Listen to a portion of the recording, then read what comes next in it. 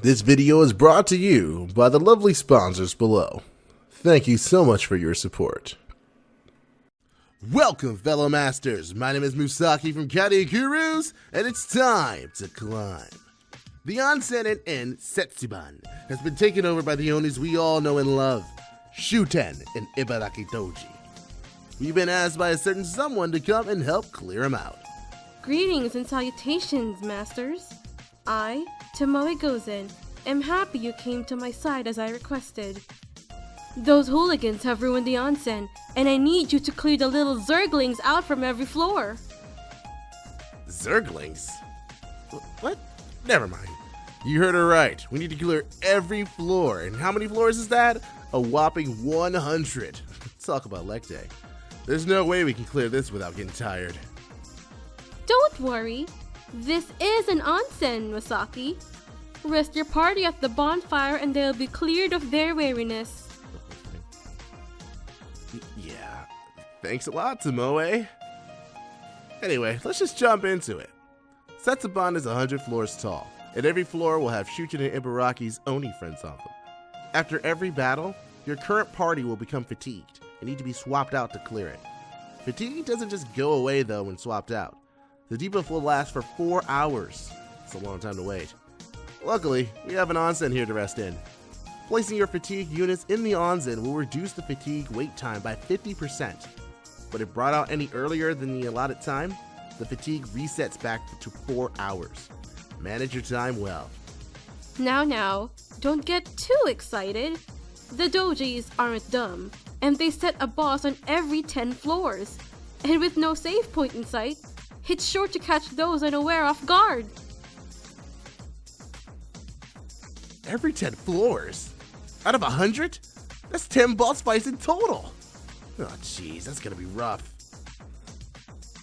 And you have to rely on your own party for this. Whales be damned. Whales? We're near the sea line? Huh, who knew? You heard her though. You can only rely on your own units this time round. In return, you can use all 6 of your slots. A party of your servants and only your servants. Make sure to save your strongest units for the boss fights, because if you blow them all too early clearing floors, you won't be able to beat the bosses. And who are our floor managers exactly? They're servants that have grown fat from strength, given to them from Shuten herself. Normally they would be pushovers. Now though, they require a thought-out strategy to defeat. Can servants even get fat? Questions for Da Vinci at another time. Now then, with the preamble out of the way, let's get into these bosses. A little bit of a disclaimer before we start. We won't be making a team comp for every boss fight, and will instead be mentioning a host of servants that are good to take into consideration when making your teams for these monsters. Think a little, and with enough time and brain power, the bosses will be nothing but dust at your feet. However, with that said, we won't be mentioning every boss. We'll only mention floors we feel are in trouble to combat without prior warning. So don't be alarmed if we skip a few. Speaking of bosses, boss number 1. And would you look at that? It's the FGO community's favorite era artist, Hokusai, themself? Yeah, we'll go with that for now. Hokusai has 2 bars and a special skill that reduces your defense for 3 turns when hit by an arch card. When their bar is broken, they'll gain critical rate up every turn by 5%.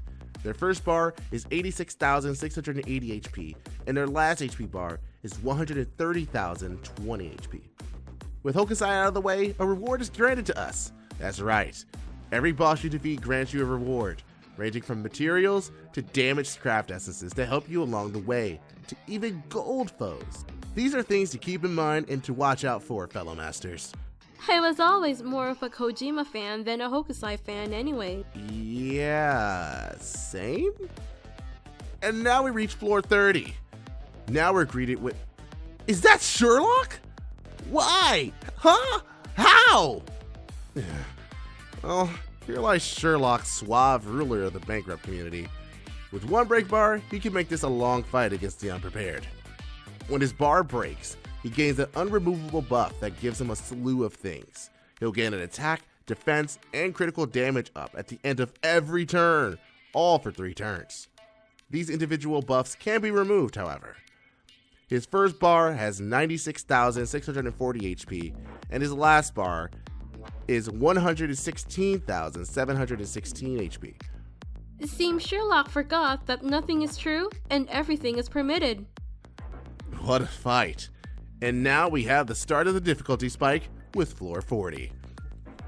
With two large Onis by his side, Benkei is our next roadblock, and what a roadblock he is. The Saber Oni has a 50% resistance against arts damage, and the Rider Oni has a 50% resistance against buster damage. With two break bars, Benkei has a rather tough fight for us. When his bar breaks though, he'll increase his overall defense by 50% permanently, and reduce his quick resistance by 50%. The Saber Oni has 71,241 HP. The Rider Oni has 74,101 HP.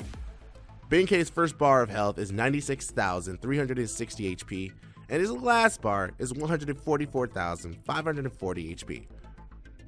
Benkei should have rolled more. Rolled more? What? Anyway, floor 50. Halfway there, and we have quite the benchmark to get past. Not only do we have to find Quetzalcoatl, but also Fergus, Beowulf, and Spartacus. They keep all of their skills, so keep that in mind.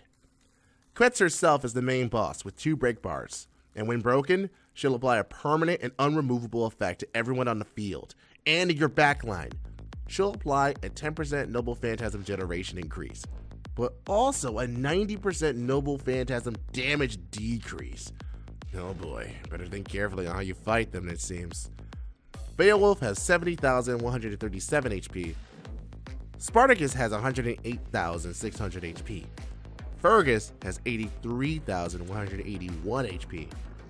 Quetz's first bar is 110,652 HP, with her last bar being 152,146 HP. A very loaded fight, but once it's over, you're now over halfway there. Back to the hunter's dream with these warriors, it seems.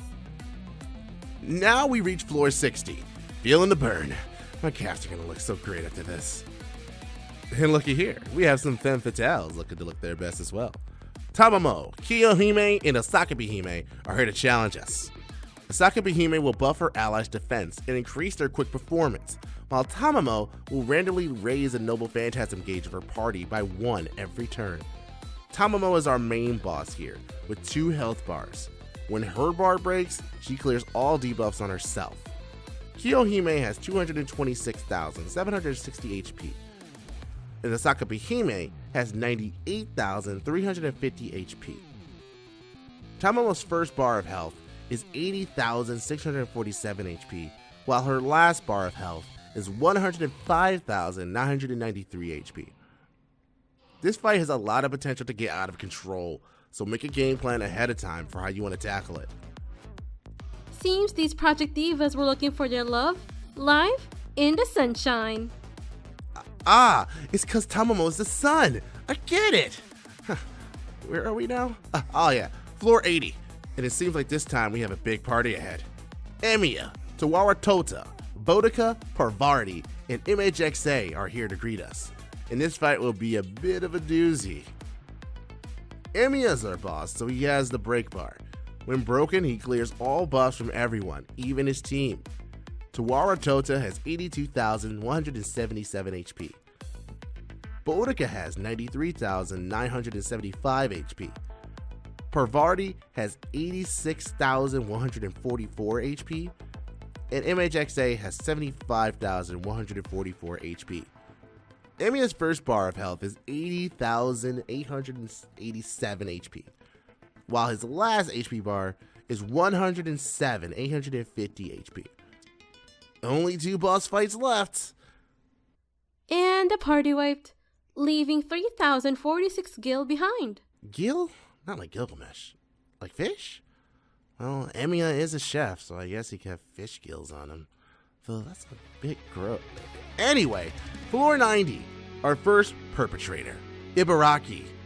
And Shootin' too? Wait, and Shootin'? 2 Shootins? Yada to say. Don't be fooled. These Shootins are nothing but clones of the real Shootin'. Being clones though means they have all their skills, so keep that in mind as shooting skills are incredibly strong. Not only that, but they spawn infinitely until Ibaraki is defeated. Would you believe it? But there's more. When a shooting clone dies, they heal a random enemy by 30,000 HP. Yeesh, that's a lot of things to remember. Ibaraki's our boss, so she has the break bar. And when it breaks, she charges all enemies' Noble Phantasm gauge by 1. Shooting clones each have 42,945 HP. Ibaraki's first bar is 186,680 HP, while her last HP bar is 214,682 HP. Only one boss remains. This is our final stretch, Masters. It's time to face the Shinra president. Shinra? I know that. Anyway, floor 100. We did it, Masters, and our reward is the fight against the one who started it all, Shootin' Doji. With only Shootin' here, it's a rather straightforward fight, though with the little tweaks. Every turn, she gains an additional Noble Phantasm charge, so keep that in mind as she gains Noble Phantasm faster than normal. When her bar breaks, she gains an unremovable 90% damage reduction. Jiminy Christmas, that's 5 turns of dealing no damage to her. Yikes! Aside from that, there isn't any other gimmicks, so clear her off like the circling she is? Yeah? Yeah. Shootin's first bar of health is 573,120 HP, and her last bar of health is 33,432 HP. Remember, that's when she has that 90% damage reduction, so that's not a typo. Our fight isn't over yet, Masters. Once you beat floor 100, you're to face another 100 floors. These ones are much like the last 100, with you facing bosses every 10 floors, and much like the last time, we'll only mention the floors we feel are helpful to note. With that said, let's start with the very first one. Floor 110. With Caster Gilgamesh, Darius, and Berserker Vlad as our opponents, this fight can catch some by surprise. Gilgamesh at the start of the fight will buff the entire party, and your party with a charisma damage boost for all king-traded servants, as well as a defense boost. After the beginning is a straightforward fight. After that, we have floor 140. Hey, where's Tomoe? Maybe she's resting. Looks like a solo mission for me then. Alright. Now, we face the one and only Charles Babbage. This fight is only him, so he has some tomfoolery about him. Whenever you hit him, he has a chance to evade the damage entirely. Very annoying. When his bar is broken, he'll fully charge his Noble Phantasm, and after this, it's a straight shot to victory. My suggestion is to bring something that gives you Invincibility Pierce or Surehead. Floor 170. This one's a big headache. Moriarty, Hector, and David. With all their skills still around, it can be a recipe for disaster. The major thing to know is when you break the bar for Moriarty, he applies to himself a Guts that provides him with 20k HP 3 times. So you have to kill him 4 times in total. Floor 180 is another doozy. Drake, Jinkei, and Ambani Mary Reed are the ones to stop us here. At the start of the battle, Drake will apply a special delayed buff. At the end of every turn, apply a party-wide crit damage up to all enemies for 3 turns, unremovable. All enemies have an arch-resisted down applied, so keep this in mind when making your team. When her bar is broken, Drake will apply a critical rate up, unremovable. Then if you know Drake, she crits like a madman. Floor 190 is a big hurdle. Raiko and Shooting clones. We've already gone over the Shootins, so we won't talk much about them.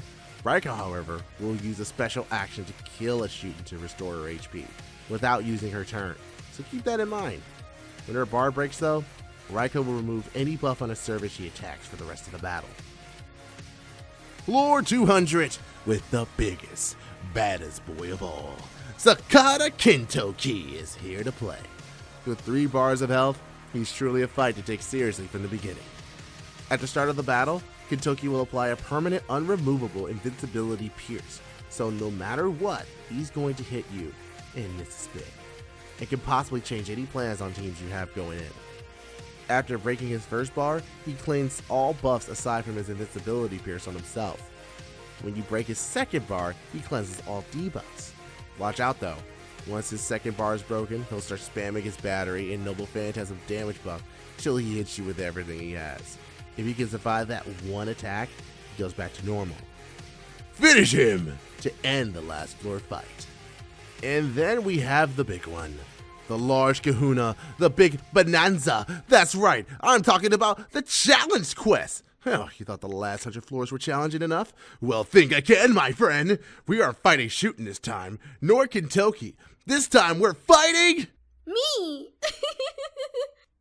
I couldn't hold myself back after watching you blast through those floors like you did. It's gotten me fired up and I'm ready to go. Though I hope you don't mind. I brought my raid buddies along for this. That's right. We'll be fighting Tomoe and her raid buddies. Either way, it's a doozy of a fight. When Tomoe is sitting at 3 bars of health, and each player sitting at 1. The players are important, because one experienced and one's a novice. When the battle begins, she'll inflict a crit damage down for the entire party for the entire battle. Rough. No, it also includes your backline. Double rough. And she stuns you for 1 turn? Ouch! Right out of the gates, too. I never understood why people never started with one of their stronger moves. Was that a reference? Okay. Once she applies the crit damage down, she'll apply a target focus to the experienced player. This is permanent and cannot be removed.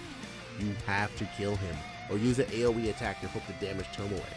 Not only that, but once you kill the experienced player, Tomoe on her next turn will revive a player with a free action. Yeesh. And the experienced player, once dead, will apply a party-wide Noble Phantasm damage up to the other player and Tomoe. Break Tomoe's first bar, and the pace of the game changes. Before, you might have been able to stall out relatively safely. Now, it's harder. Upon breaking her first bar, Tomoe will apply a permanent crit rate and damage up to herself that you cannot remove. As an archer already, this is bad news bears for the woefully unprepared. And if it wasn't bad enough, upon breaking her last bar, she applies a 5-hit evade on herself. On top of this, throughout the entire fight, if you kill the novice player, the experienced player will bring them back too. So no matter what, you'll have 3 enemies gunning for you. I'm not a PvP god for nothing. I've max prestiged every COD to have come out. Feel free to give up now. Now hold your horses there, bucko. They're still loaded. While loaded, Tomoe can be beaten. You have a slow Skit Lancer suitable to take her on. For starters, a certain goddess that just arrived last Christmas. How about a certain god slayer that stuns on Noble Phantasm? Maybe a certain white-haired Lancer with the powers of Shiva. We have plenty of 5-star options to choose from. But what about lower rarities? Elizabeth Bathory, Lee Shuwen, Atoria Pendragon Lancer Alter, Pavardi, and of course, Ku. Every Lancer mentioned has a good mix of offensive and defensive capabilities that can ensure you take down everyone on the field. An example team, though expensive in some ways, is an AoE Lancer of your choosing, Arash, Atoria, Karna, etc., Leonidas, Merlin, Waver/Hans, Mashu, and a backup DPS of your choosing. With the players having such a high hit count, you can be safely assured that you can MP loop with Leonidas, taking the heat off your main DPS and support Merlin while getting the damage in on Tomoe. With Merlin's AoE invul, you can even get a free Noble Phantasm charging on Leonidas, and you can heal him up and charge Noble Phantasm with Merlin's own Garden of Avalon. Should anything go awry, we have Mashu and Waver/Hans in the back for extra support, with a backup DPS way in the back. This is only a suggestion though. If you have a way of completing this challenge, good on you. Good is right. Ouch. I can feel the loss of ranks from here. Might have to get off for today. Let my bruised controller rest. Video games! Oh, that's what you were referencing. And with that, that's the end of the Setsubun Chaldea guide. What did you think? Are you guys ready to take on this Mondo challenge? Did you have any suggestions for teams that you are going to bring into this fight? Whatever you got to say, leave it down in the comments down below and let's get a discussion going. Anyhow, my name is Musaki from Chaldea Gurus, and we are logging out. See ya.